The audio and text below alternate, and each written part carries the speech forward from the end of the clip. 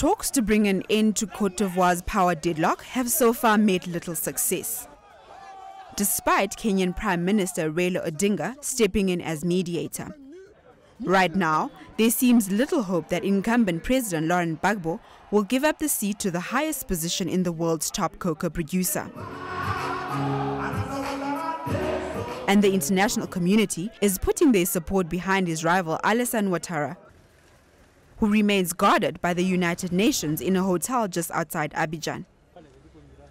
Multilateral organizations such as the UN, the African Union and the regional body ECOWAS all recognize Ouattara as the official winner to the November presidential election, which has plunged the country into a state of chaos and in which more than 247 people have been killed.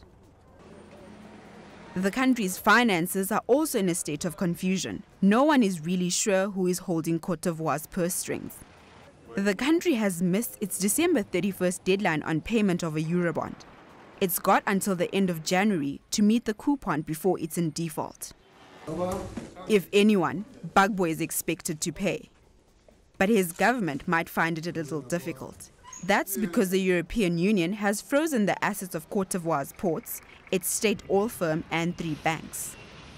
This is all part of the pressure from the international community to force Gbagbo to quit. Even though rivals at the country's ports are running more than 2.4% ahead of levels seen a year ago, in the market, dealers note uncertainty about the impact of the EU's sanctions.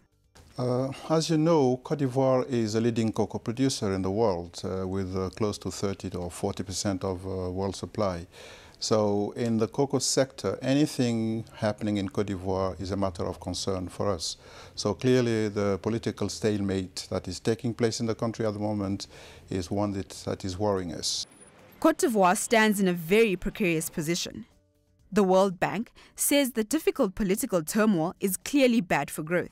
The lender has projected growth at 4.1% this year and 4.3% next year from 3% in 2010. But the EU and the World Bank say it's still too early to ascertain the true impact of the political stalemate. In the meantime, the effects are all too evident on the streets of Abidjan, the country's commercial capital. Local business is pretty much at a standstill. Business owners like Abin Vanga, who manages a small internet company, are feeling the pinch.